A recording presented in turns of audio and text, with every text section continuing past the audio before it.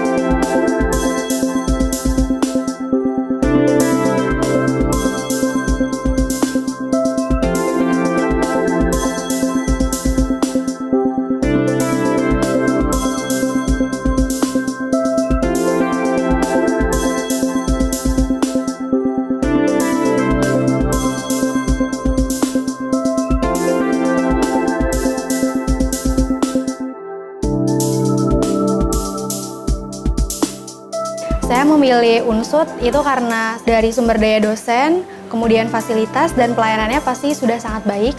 Selain itu, saya juga melihat Kota Purwokerto itu kota yang sangat nyaman dan sangat memadai untuk proses pembelajaran. Ya, dosennya sangat mendukung proses pembelajaran karena dosen-dosennya berkompeten dan mudah berkomunikasi dengan mahasiswa. Selain itu, fasilitas yang ada di UNSUD sangat baik, seperti laboratorium, kemudian ruang aula dan ruang kelas, dan pelayanannya pun sangat baik. Penyusunan kurikulum yang menyesuaikan dengan tuntutan zaman dan sesuai dengan visi dan misi dari UNSUD.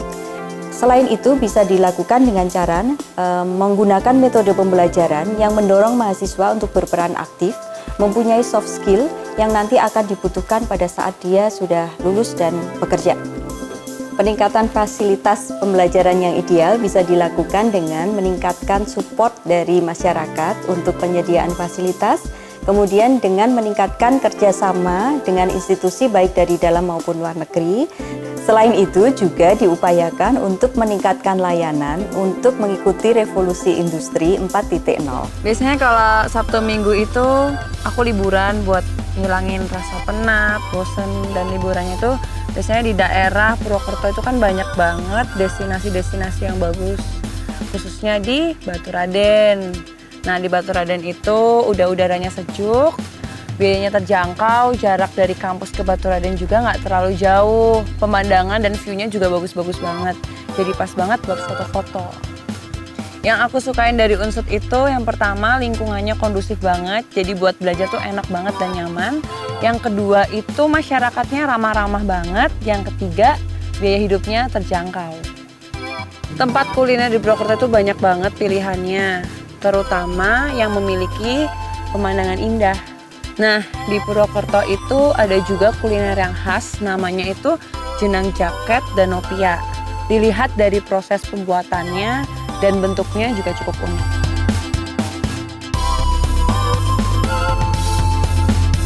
Unsud memanggil generasi muda seluruh Indonesia, dari Sabang sampai Merauke, dari Miangas sampai Pulau Rote, dari daerah terdepan, terluar, dan tertinggal. Mari bergabung dengan Unsud melalui jalur SNMPTN, jalur SBMPTN, dan jalur Mandiri. Mari songsong masa depan lebih cerah bersama Universitas Jenderal Sudirman.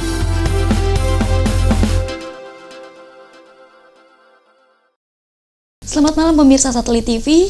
Di kesempatan malam hari ini selama 1 jam ke depan bersama saya Erin yang akan membawa acara malam hari ini, dan dengan pembicara yang luar biasa malam hari ini sudah kami siapkan tentunya dalam program acara Dialog Interaktif Unsud Berkarya dengan tema Munas 3K Unsud. Dan malam hari ini pembicara yang luar biasa yang pertama ada Profesor Dr. Hipnu Nugroho SHM Hum. Selamat malam, Selamat Profesor. malam, Mbak. Gimana, sehat malam hari ini? Alhamdulillah. Luar biasa ya. Profesor, boleh kasih tahu mungkin ke pemirsa ya kira-kira sebagai apa Profesor sekarang? Ya, kami ditunjuk oleh Ketua Alumni sebagai Ketua Pelaksana.